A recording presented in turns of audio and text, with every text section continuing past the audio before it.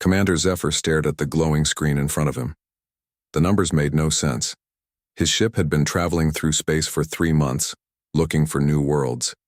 This solar system looked normal from far away. 1 yellow star. Several planets, nothing special. But now that they were close, something was very wrong. "Sir, these readings are strange," said his assistant, a young officer named Kale. "The third planet shows signs of old technology, but the signals are not like anything we know." Zephyr rubbed his blue-scaled forehead. The Cathari people had explored many dead worlds before. Usually, when a species died out, their technology died with them.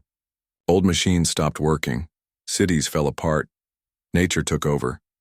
But this planet was different. "Show me the surface scans," he ordered. The main screen filled with images of the planet below. Large cities sat empty but perfect. Roads stretched, between them like silver ribbons. Strange towers reached toward the sky. Everything looked new, as if the people had just stepped away for a moment. "Where did they go?" Kale whispered. Far below them, on the planet's surface, machines that had waited for 500,000 years registered their presence. Deep underground, in a facility that looked like a tomb, lights began to blink. Computer systems that had slept longer than entire civilizations started to wake up. Captain Jake Morrison had been dreaming of home when the first alerts reached his sleeping mind. In his dream, he was walking through Central Park in New York City. The trees were green, children were playing, and the sun was warm on his face. He did not know that New York City was now buried under miles of ice and snow. The cryogenic pod that held Jake's body hummed quietly in the darkness. Around him, thousands of other pods filled the massive ship. Each one held a human soldier, waiting for orders that might never come. They had been sleeping for so long that their ship's computers had stopped counting the years. But the computers were counting other things. They watched the alien ship with invisible eyes. They listened to alien voices with electronic ears. They learned the alien language in minutes and began to understand what the visitors wanted. Jake's pod was special. He was the captain, so his pod could wake him up faster than the others. Warning signals moved through his sleeping brain like whispers. Danger, strangers, homeworld, wake up. Dr. Veltar led the first team down to the planet's surface. He was the expedition's expert on dead civilizations. His job was to figure out what had happened to the people who used to live here. He expected to find the usual things: broken machines, empty buildings, maybe some bones. Instead, he found a mystery. The landing party sat down near what looked like a major city. The buildings were tall and clean. The streets had no grass growing between the stones. Vehicles sat parked exactly where their owners had left them, but there was no rust, no damage from weather. "This is impossible," Veltar said into his radio. "These buildings should be ruins. Where is everyone?" His team spread out through the empty streets. They found stores with goods still on the shelves. They found homes with beds still made. They found schools with books still open on desks. But they found no people, not even bones. "Sir," called out one of his team members, a female named Sierra, "you need to see this." She was standing in front of a large building with strange symbols on it. The symbols glowed softly, even though the building appeared to be dead. Veltar walked over and placed his hand on the wall. It was warm. "The power is still on," he whispered. High above the planet, more Cathari ships were arriving. The expedition had grown into a full survey mission. Commander Zephyr watched his people work and felt excited. This world would be perfect for colonization. The cities were already built. The climate was good. The oceans were clean. All they had to do was move in. He did not know that he was being watched. Lieutenant Amy Brooks had been asleep for longer than her species had existed when the first alien ship entered the solar system. Her ship, the UES Valiant, hung in space disguised as a large asteroid. To any observer, it looked like just another piece of space rock. But inside its hull, some of the most advanced weapons ever built by humans waited in the darkness. Amy's wake-up process was gentler than Jake's. Her ship's computer, which called itself Atlas, had been designed to think like a human. It understood that waking up after hundreds of thousands of years would be confusing and frightening. "Good morning, Lieutenant Brooks," Atlas said in a calm, friendly voice as Amy's eyes opened. "I apologize for waking you, but we have visitors." Amy tried to speak, but her throat was too dry. Atlas quickly provided water and nutrients through tubes connected to her pod. After a few minutes, she could talk. "How long?" she asked. 547,832 years, 4 months, and 16 days, Atlas replied. "But who's counting?" Amy would have laughed if she wasn't so scared. "Visitors?" "Yes. A species that calls itself the Cathari. They appear to be peaceful explorers, but they are making themselves at home on Earth. I thought you should know." Through her ship's sensors, Amy watched the alien teams exploring her home world. They moved carefully, respectfully, like archaeologists studying ancient ruins. They had no idea that the ruins were not ancient, and that the people who built them were still very much alive. The Cathari had made one critical mistake. They assumed that any species advanced enough to build such cities would also be advanced enough to avoid destroying themselves. They looked at the empty Earth and saw a tragedy, a beautiful civilization that had somehow vanished. They did not see the truth. Humanity had not destroyed itself. Humanity had gone to war among the stars, leaving behind guardians to watch over their home. Those guardians had waited patiently for over 500,000 years, sleeping, but never truly gone. Now the guardians were waking up, and the galaxy was about to discover that humans were much harder to kill than anyone had imagined. Dr. Veltar stood in front of the Cathari High Council, his 3 hearts beating fast with excitement. Behind him, a huge screen showed pictures of Earth, the blue oceans, the empty cities, the clean air. It was perfect. "Honored Council," he began, "I have found paradise." The 12 members of the council sat in their high chairs, their blue skin glowing under the bright lights. Each one was over 300 years old and had seen many worlds, but none had seen anything like Earth. "Tell us about the former inhabitants," said Elder Mora, the oldest member of the council. Veltar touched his control pad and new images appeared on the screen. They called themselves humans. From what we can tell, they were bipedal mammals similar to us in many ways. They built great cities and had advanced technology. "What happened to them?" asked Council Member Roth. "We believe they destroyed themselves." "In a great war," Veltar replied sadly. "It is a common fate for young species. They develop powerful weapons before they develop wisdom. The planet shows signs of massive conflict, empty cities, abandoned military bases, weapons testing sites." The council members nodded. They had seen this story before on dozens of worlds. Young species reached for the stars, but destroyed themselves first. It was always sad, but it also created opportunities. "The planet is perfect for our people," Veltar continued. "The air is breathable, the water is clean, the climate is suitable for our crops. The existing cities can be modified for our use. We could move 50 million colonists there within 2 years. Elder Mora leaned forward. "Are you certain the humans are gone?" "Completely certain," Veltar said. "We found no living humans anywhere, no recent technology, no active communication, signals. They have been gone for a very long time." While the council debated, Admiral Lisa Carter was having a very different conversation. She sat in the command center of the UES Liberty, humanity's largest warship. Around her, screens showed every detail of the alien fleet. She had been awake for 3 days now, and what she saw worried her. "They're not just exploring," said Captain Morrison, who had arrived from his own ship an hour ago. "They're planning to stay." Admiral Carter nodded. "Atlas, show us their fleet composition." The artificial intelligence's voice filled the room. "The alien fleet consists of 200 ships. 50 are military vessels, but they appear to be designed for protection rather than conquest. 100 are transport ships carrying civilian colonists. The remaining 50 are industrial ships with mining and construction equipment." "How many aliens total?" Carter asked. "Approximately 50 million, Admiral. They appear to be planning a full-scale colonization effort. Captain Morrison whistled softly. 50 million. That's more people than we've seen in 500,000 years. Carter studied the tactical display. Her fleet consisted of 12 ships, each one a masterpiece of human military engineering.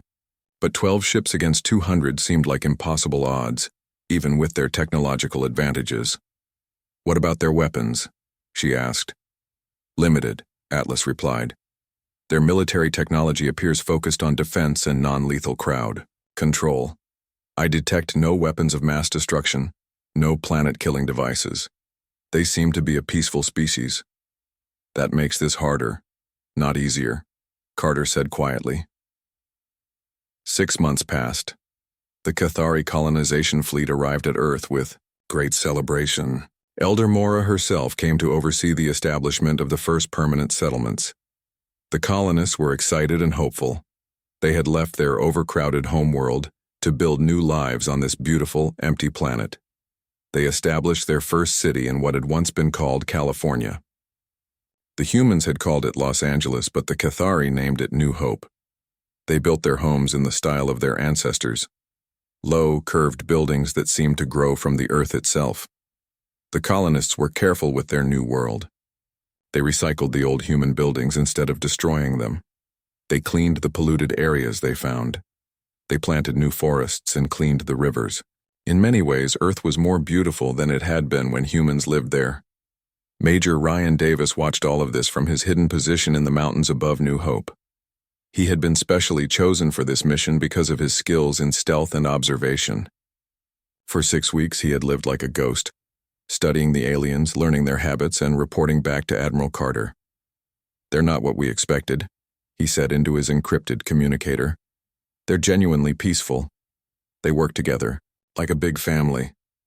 I've seen them help each other, share resources, even adopt orphaned children from other families. That's good to hear, Carter's voice crackled back. But what about their expansion plans?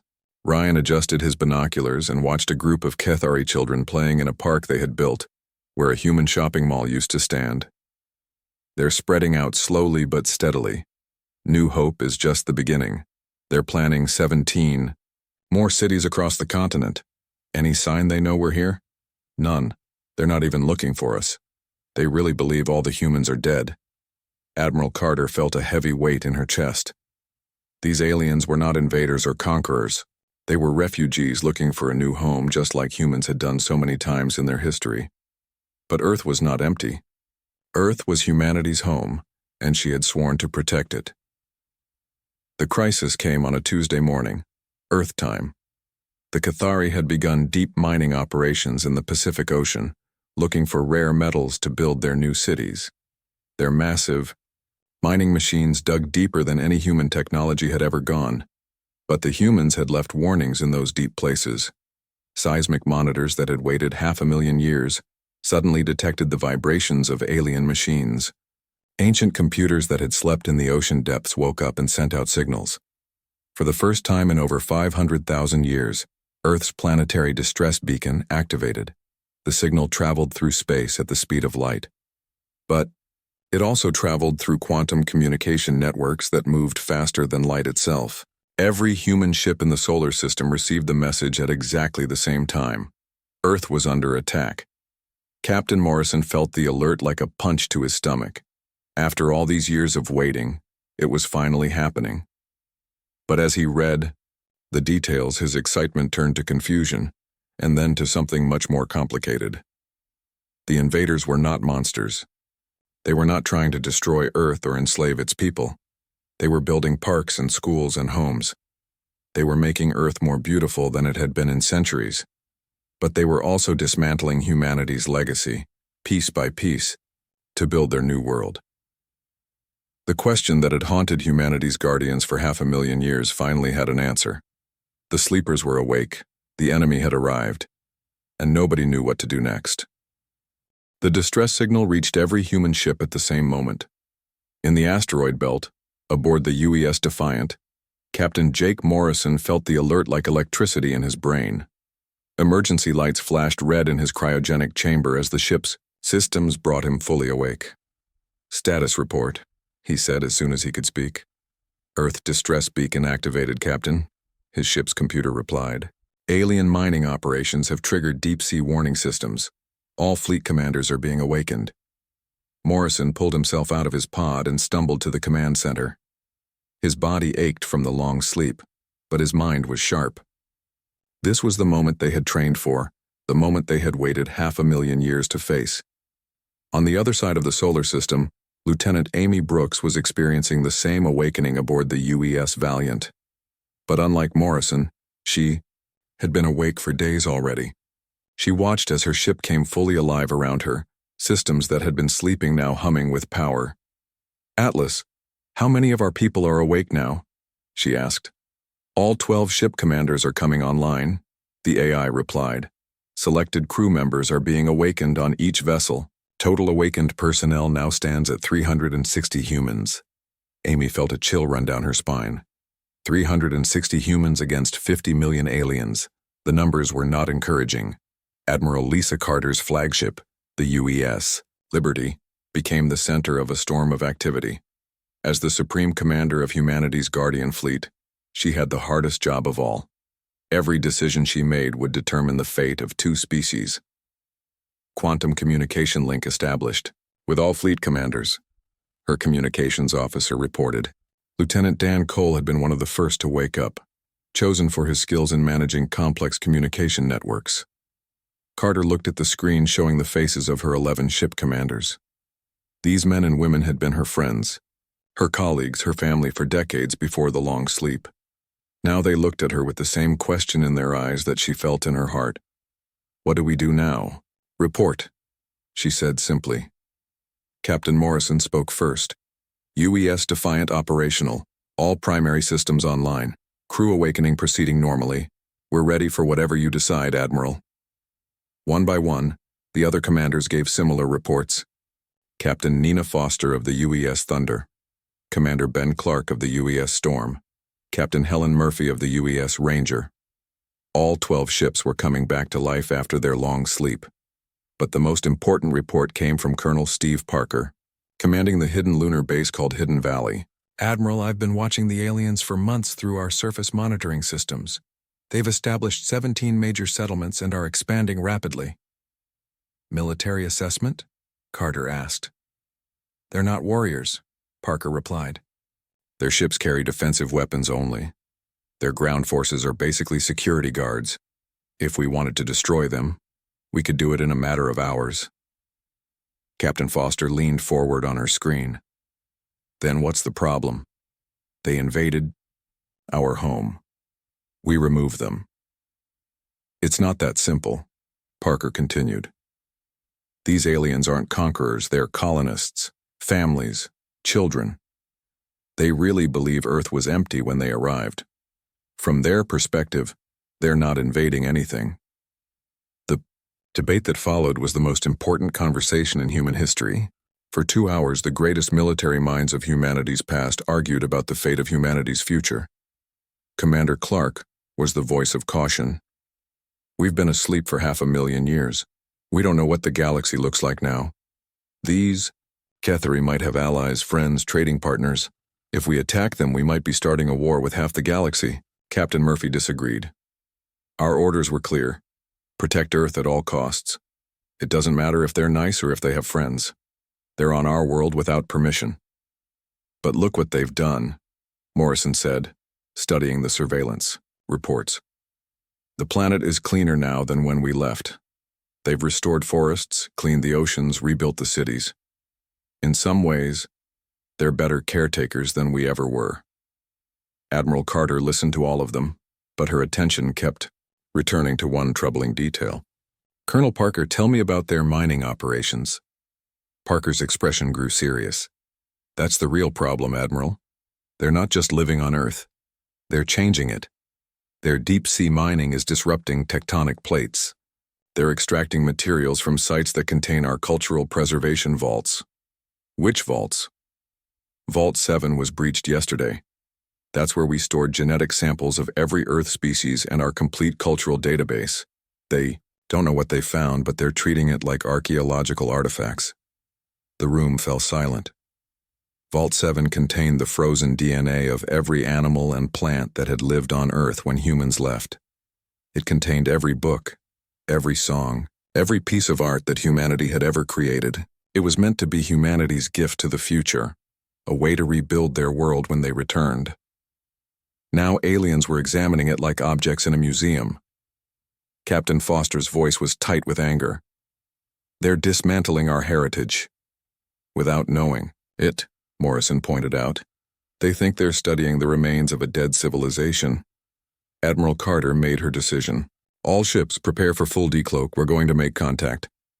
"Admiral," Clark said carefully, "are you sure that's wise? Once we reveal ourselves, there's no going back." Carter looked at each of her commanders in turn. These people had given up their lives, their families, their entire civilization to protect Earth. They had slept for longer than some species existed, waiting for this moment. "We didn't stay here to hide forever," she said. "We stayed here to protect our home. That includes protecting it from well-meaning strangers who don't understand what they're destroying." "What about the colonists?" Murphy asked. "The families, the children?" "We're not monsters," Carter replied.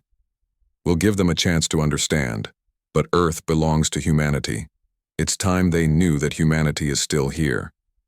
The orders went out across the fleet. For the first time in 500,000 years, human warships began to emerge from their hiding places. Cloaking devices that had fooled entire galactic civilizations started to shut down. Weapons systems that could crack planets began to power. Up on the lunar surface, Colonel Parker activated communication arrays that had been silent since before the rise of the Roman Empire. The signals they sent could reach every corner of the solar system and beyond. In the asteroid belt, Captain Morrison stood on the bridge of his ship and watched as 11 other vessels materialized around him. The human fleet looked exactly as it had the day they first went into hiding, 12 deadly shadows that had waited patiently for their time to return. On Earth, in the city of New Hope, Cathari children were playing in a park when the sky began to change. Dark shapes appeared, overhead blotting out the sun. The children stopped playing and pointed upward, not understanding what they were seeing. Dr. Veltar was in his laboratory when his assistants came running with news that made no sense. 12 massive objects had appeared in Earth's atmosphere. They were ships, but ships unlike anything in Cathari databases. They were larger than cities, darker than night, and they hung in the sky like sleeping giants awakened from ancient dreams. Elder Mora was meeting with colony leaders when the emergency alerts began. Her communicator buzzed with messages from every settlement on the planet. The same message over and over again. The dead had returned to life. Admiral Carter stood in the command center of the UES Liberty and looked down at the world she had sworn to protect. After 500,000 years of sleep, humanity's guardians were awake. The galaxy was about to discover that some species were much harder to kill than they appeared. "Open a channel to the Cathari leadership," she ordered. "All frequencies, all languages." Lieutenant Cole's fingers danced over his controls. "Channel open, Admiral." Carter took a deep breath and spoke the words that would echo across the galaxy. "This is Admiral Lisa Carter of the Human Defense Fleet. You are occupying our homeworld. We need to talk." Dr. Veltar dropped his research tablet when he heard the voice speaking perfect Cathari language from the sky. The voice was calm, but carried a power that made his 3 hearts beat faster. Around him, his assistant stood frozen, staring up at the massive ships that had appeared from nowhere. "This is impossible," whispered his colleague, Dr. Sira. "The humans are extinct. We confirmed it. There are no humans left." But the voice continued, and with each word, their understanding of the universe changed forever. "I repeat, this is Admiral Lisa Carter of the Human Defense Fleet. We have been monitoring your activities on our homeworld for the past 6 months. We request immediate communication with your leadership." Elder Mora was in an emergency meeting with the colony governors when the message reached them. The conference room fell completely silent as the translation came through their computers. When it finished, nobody spoke for a full minute. "The computers must be wrong," said Governor Keth, who led the largest settlement. "The translation software has made an error." "No error," replied the colony's head linguist, Dr. Vex. The message was delivered in 17 different Cathari dialects, including ancient forms that only scholars know. "Whoever sent this has studied our language for a very long time." Elder Mora looked out the window at the massive ship hanging in the sky above their city. It was beautiful in a terrifying way, all smooth curves and dark metal. No lights blinked. On its surface, no weapons were visible, but it radiated power like a sleeping volcano. "How do we respond to gods?" she asked quietly. Admiral Carter waited on the bridge of the UES Liberty, watching the alien settlements below. Her communications. Officer Lieutenant Dan Cole monitored dozens of Cathari radio frequencies at once. The aliens were talking frantically among themselves, their voices filled with fear and confusion. "They're scared," Cole reported, "but they're also trying to organize a response. It looks like their leadership is gathering." Captain Morrison's voice came through the quantum communicator from his ship. "Admiral, we're picking up emergency broadcasts from the Cathari fleet in orbit. They're trying to decide whether to run or fight." "What's their military assessment?" Carter asked. "They know they can't win," Morrison replied. "Their computers are telling them our ships are impossible. We're too big, too advanced, too well armed. They're debating whether to evacuate their people." Carter felt a sadness in her chest. These aliens had done nothing wrong except choose the wrong planet to call home. But Earth was not just any planet. It was humanity's birthplace, the cradle of their entire species. "Signal coming in," Cole announced. "It's from the Cathari leadership. They want to talk." "Put it through." The main screen filled with the image of an elderly Cathari female. Her blue skin was marked with the silver lines that showed great age among her people. Her eyes were large and dark, filled with intelligence and fear. "I am Elder Mora of the Cathari High Council," she said in careful, accented English. "Are you truly human?" Carter stepped forward so the alien could see her clearly. "Yes, Elder Mora. I am Admiral Lisa Carter. I represent the last military forces of the human race." "But you are extinct," Mora said, confusion clear in her voice. "We found no living humans anywhere. Your cities were empty. Your people were gone." "We left," Carter said simply. "We went to fight a war among the stars. We left behind guardians to watch over our world until we could return." The alien's eyes widened. "You have been here all this time?" "For 547,000 years," Carter confirmed. "Waiting and watching." In the city below, Major Ryan Davis listened to the conversation through his hidden communicator. He had spent weeks living among the Cathari, watching their daily lives, learning their customs. They were good people. They loved their children, helped their neighbors, and treated their new world with respect. "Admiral," he said on a private channel, "I recommend face-to-face contact. These people respond better to personal meetings than to long-distance communication." Carter considered this. "Where would you suggest?" "Neutral ground, maybe a space station. Show them our technology, but don't make them feel trapped." 6 hours later, the galaxy witnessed something that had never happened before. Human construction. Robots working faster than Cathari minds could follow built a complete space station in Earth's orbit.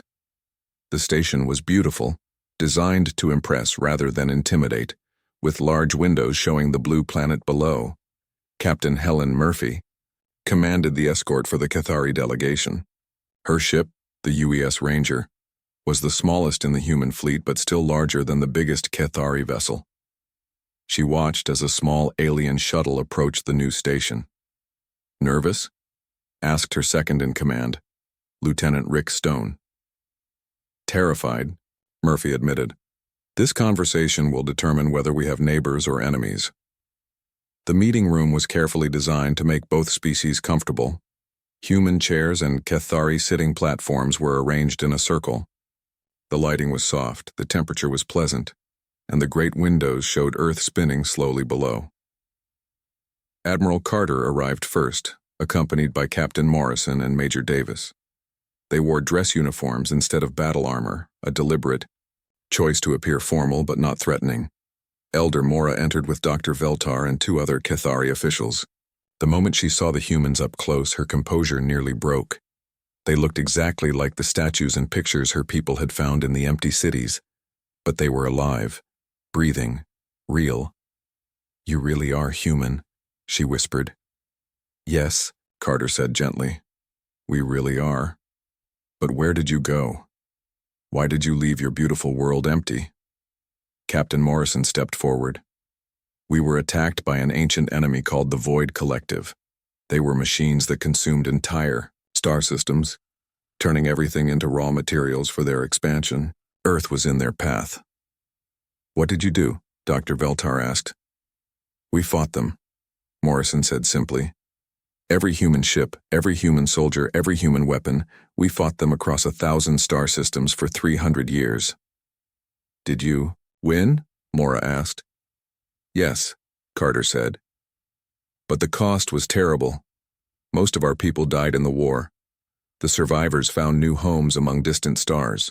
They thought Earth was lost forever. But you stayed," Veltar observed.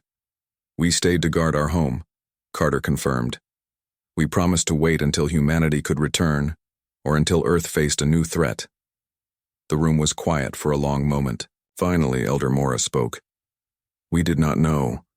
We thought your people were gone. We would never have settled on an occupied world." "We know," Carter said. "We have watched you for months. You are not conquerors.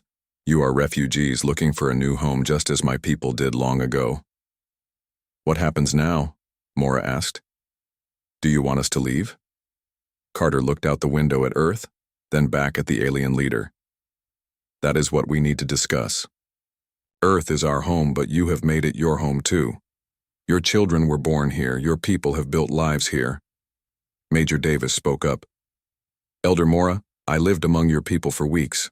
I saw how you care for each other, how you protect your environment, how you build instead of destroy. You are good people." "But we are on your world," Mora said sadly. "Yes," Carter admitted. "You are." Dr. Veltar leaned forward. "What if we shared it?" The humans looked at each other in surprise. It was Captain Morrison who responded first. "Shared it how?"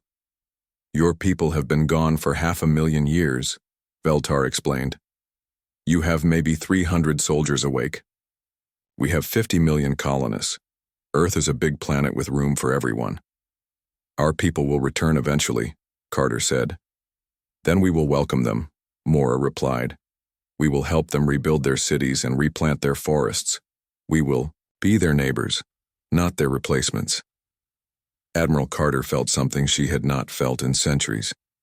Hope. "You would be willing to coexist with humanity?" "We would be honored to," Mora said. "Your people survived a war that lasted longer than our entire recorded history. You protected your world for 500,000 years, without asking for anything in return. You could destroy us easily, but instead you chose to talk. We would be fools not to learn from such wisdom." The negotiation continued for hours, but the hardest part was over. Two species that could have been enemies chose to become friends instead. Plans were made for shared cities, combined technologies, and mutual protection. As the meeting ended, Captain Morrison looked out at Earth and smiled. The blue planet looked the same as it always had, but now it would never be alone again. Humanity had returned home to find they were no longer the only children of Earth. The galaxy had just become a much more interesting place. 1 year later, Admiral Lisa Carter stood on the observation deck of the Joint Human Cathari Research Station floating above Earth. Through the huge windows, she could see both human and alien children playing together in the gardens below. It was a sight she had never imagined when she first went to sleep 500,000 years ago. "Remarkable, isn't it?" said Dr. Veltar, walking up beside her. The Cathari scientist now spoke English perfectly, though he still preferred to speak in his own language when he was excited about his research. "I never thought I would see human children on Earth again," Carter replied. "Thank you for making this possible." The first human civilians had arrived 3 months ago on a transport ship from the Alpha Centauri colonies. When news reached the human settlements among the stars that Earth was safe and habitable again, volunteers lined up to return home. They came in small groups at first, cautious and uncertain about sharing their birth world with aliens. But those fears disappeared quickly when they met the Cathari. Captain Jake Morrison had been one of the most worried about the arrangement. As a military man, he understood the dangers of trusting strangers. But now he served as the human liaison to the Cathari engineering teams, helping them understand human technology while learning about their own. Morrison to Admiral Carter, his voice came through her communicator. "You need to see what we've accomplished in the Pacific Project." Carter and Veltar took a shuttle down to the ocean's surface where the most ambitious joint project was taking place. The Cathari had discovered that their deep-sea mining had disturbed some of humanity's most important preservation sites. Instead of simply stopping the mining, both species had decided to work together to recover the treasures. "Look at this," Morrison said as they arrived at the floating platform. He led them to a massive chamber filled with tanks of glowing liquid. Inside each tank, something incredible was happening. "Genetic reconstruction," Veltar explained proudly. "We found thousands of DNA samples in your Vault 7, plants and animals that died out long ago. Our biotechnology can bring them back to life." Carter stared in amazement at a tank containing a small tree that had been extinct for 2 million years. In another tank, a creature that looked like a tiny dinosaur swam through the glowing fluid. "The Mammoth Project is proceeding especially well," Morrison added. "Veltar's people have techniques we never imagined. They can not only recreate the DNA, but they can modify it to survive in the current environment." "And your people," Veltar said to Carter, "have preservation methods that are far superior to ours. Together, we can restore Earth's ecosystem to what it was millions of years before either of our species existed." Lieutenant Amy Brooks had found her calling in this new world. As the human fleet's communications specialist, she had become the bridge between the two species. Her job was to help translate not just languages, but ideas and customs. "The cultural exchange program is working better than we hoped," she reported to Carter later that day. "Human families are learning Cathari agriculture techniques. Cathari, children are learning human art and music. Some of the teenagers are even creating fusion cultures that combine both traditions." Carter smiled. "Any problems?" "Minor ones," Amy admitted. "Some humans are uncomfortable with Cathari group decision-making. Some Cathari find human individualism confusing, but both sides are adapting." The biggest success story was happening in the city that had once been called New York.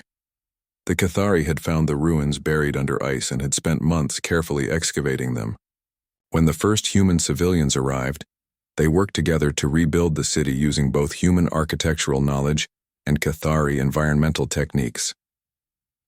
"It's more beautiful now than it ever was," said Governor Sarah Jones, one of the returning human colonists. She had volunteered to help govern the joint settlements, working alongside Cathari administrators to create laws that worked for both species. Elder Mora had become something like a grandmother to the entire project. At over 400 years old, she was wise enough to see the bigger picture. "This partnership is about more than just sharing a planet," she told Carter during one of their regular meetings. "It's about proving that different species can work together." "What do you mean?"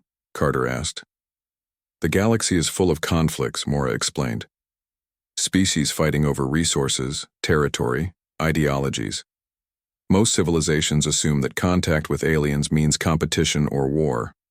We are proving that it can mean cooperation and growth instead." The proof of Mora's words came 6 months later when the first alien visitors arrived at Earth. A trade ship from the Rigel system had heard rumors about the impossible partnership between humans and Cathari.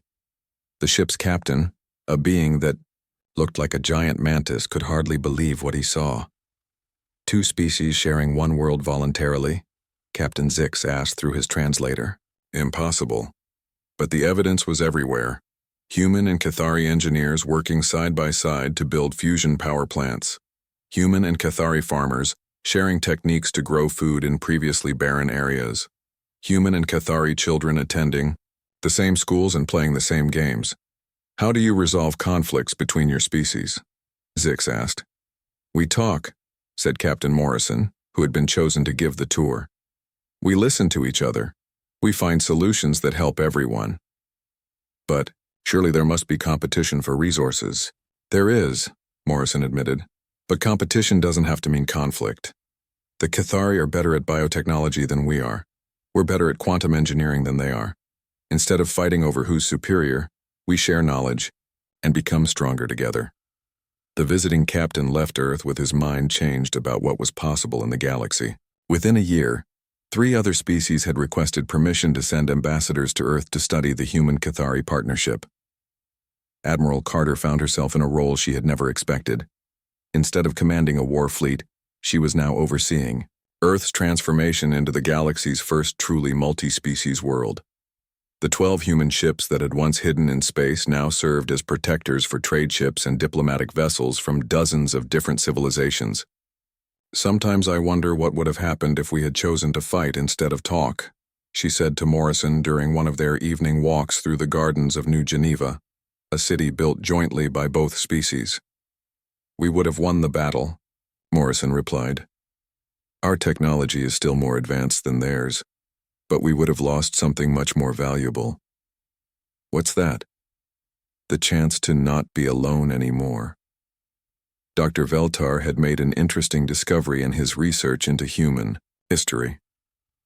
"Your species has a saying," he told Carter. "It takes a village to raise a child. We have learned that it takes 2 species to heal a world." The research was proving him right. Earth's climate was more stable than it had been in millions of years. The oceans were cleaner, the air was purer, and life was returning to areas that had been dead for centuries.